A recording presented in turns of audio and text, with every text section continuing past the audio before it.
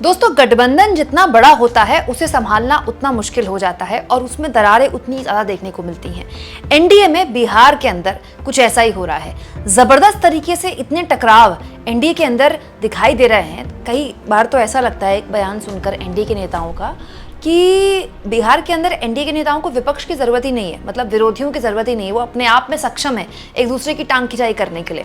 दोस्तों, इन बयानबाजियों के बाद हालत ये हो गई है कि अब चर्चाओं का बाजार यूं गर्म है कि क्या नीतीश कुमार और चिराग पासवान को एक साथ निपटाने की तैयारी चल रही है। क्या बीजेपी के औजार के तौर पर एनडीए के अंदर कोई है जो काम कर रहा है। दोस्तों, ऐसे बहुत से आर्टिकल सोशल मीडिया में आपको मिल जाएंगे, मेन स्ट्रीम मीडिया में आपको मिल जाएंगे। देखिए, नवभारत टाइम्स ने बाकायदा आर्टिकल छापा है और इस आर्टिकल से पता चलता है कि बिहार के अंदर एनडीए के अंदर क्या कुछ चल रहा है। देखिए, बिहार में एक औजार, बीजेपी के निशाने पर चिराग और नीतीश कुमार, क्या वाकई में फिर कुछ बड़ा होने जा रहा है। दरअसल बिहार की राजनीति में हाल के दिनों में दोस्तों इतना कुछ हो चुका है कि जरा सा कुछ होता है तो हर कोई यही अटकलबाजी शुरू कर देता है कि कुछ बड़ा होने जा रहा है। दोस्तों, ये तो आप जानते ही हैं कि रामविलास पासवान बिहार ही नहीं देश के सबसे बड़े दलित नेताओं में से एक माने जाते थे। उनके देहांत के बाद उनके भाई ने चिराग पासवान, जो कि रामविलास पासवान के बेटे हैं, उनसे पार्टी छीन ली और उस पार्टी के बूते उन्होंने केंद्र की सत्ता में खूब मलाई खाई।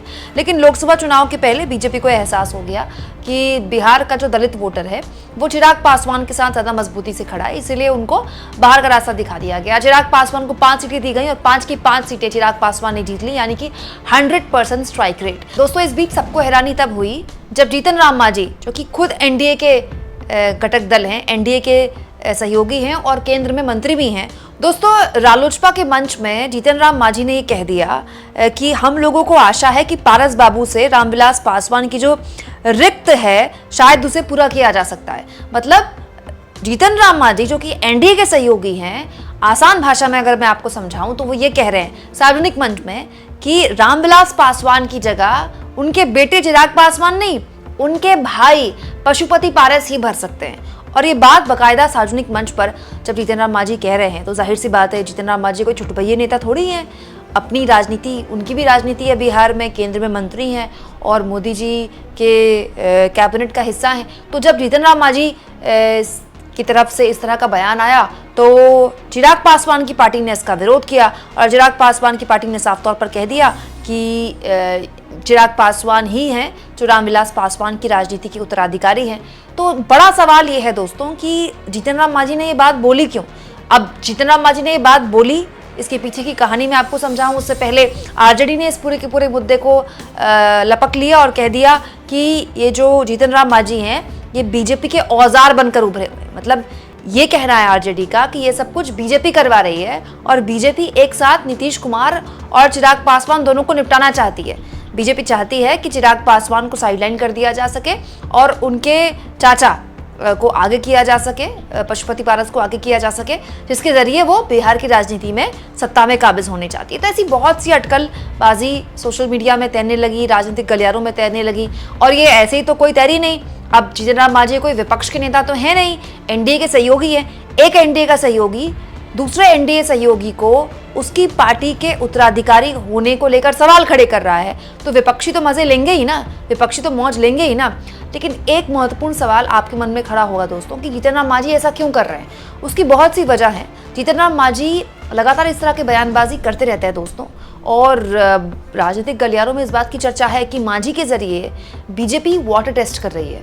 बीजेपी लगातार ये देखने की कोशिश करती है कि अगर कोई बयान दिया जाता है तो उसके क्या राजनीतिक बयानबाजी हो सकती है, उसके क्या राजनीतिक परिणाम हो सकते हैं या क्या किस तरह का रिएक्शन हो सकता है। क्योंकि चिराग पासवान हाल के दिनों में काफ़ी परेशान कर चुके हैं मोदी सरकार को, चाहे लैटरल एंट्री का मामला हो, चाहे जातिगत जनगणना को प्रमुखता से चिराग पासवान इंडोर्स करते हैं कि होनी चाहिए जातिगत जनगणना। इसके अलावा दोस्तों वक्फ संशोधन बिल को लेकर जो बड़ी जोरशोर तरीके से सरकार लाई थी उसका विरोध किया था चिराग पासवान ने। तो चिराग पासवान हाल के दिनों में ऐसे बहुत सी फैसले हुए केंद्र की मोदी सरकार के जिसका मुखरता से उन्होंने न केवल विरोध किया बल्कि ये भी कहा कि वो फैसले वापस होने चाहिए। दोस्तों, जीतन राम मांझी की पार्टी का नाम है हिंदुस्तानी आवाम मोर्चा और इस वक्त बिहार की जो राजनीति है वहां पर दलितों का नेता कौन होगा इसको लेकर काफी सरगर्मियां हैं, मतलब उफान पर है।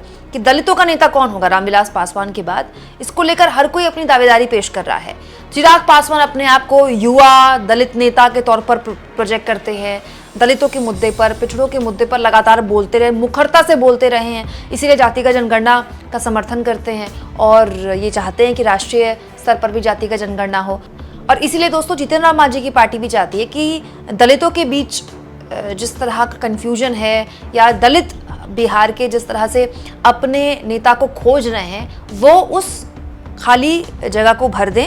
दोस्तों यहाँ मैं आपको बता दूं कि संतोष सुमन, जीतन राम मांझी के बेटे संतोष सुमन, जो कि बिहार के कैबिनेट में मंत्री भी हैं, संतोष सुमन को भी जीतन राम मांझी प्रमोट करना चाहते हैं। अब अपने बेटे को तो प्रमोट करना ही चाहेंगे क्योंकि वो चिराग पासवान के बरक्स अपने बेटे को एक युवा दलित नेता के तौर पर प्रोजेक्ट करना चाहते हैं।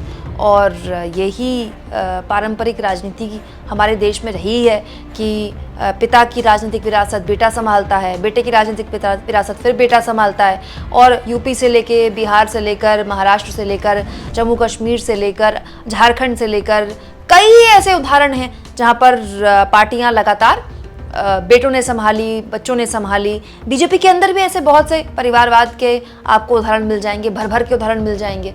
तो जीतन राम मांझी अगर ऐसा चाह रहे हैं तो ये उनके पीछे एक तरह से रणनीति हो सकती है कि भाई वो युवा दलित नेता वाली जो स्पेस चिराग पासवान भरने की कोशिश कर रहे हैं वो उस स्पेस को अपने बेटे को देना चाहते हैं।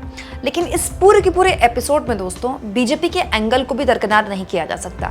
बीजेपी जो अपने गठबंधन के सहयोगियों के साथ करती है वो सब जानते हैं। बीजेपी के साथ जो रहा या तो उसका खात्मा हो गया या उसकी पार्टी टूट कर बिखर गई।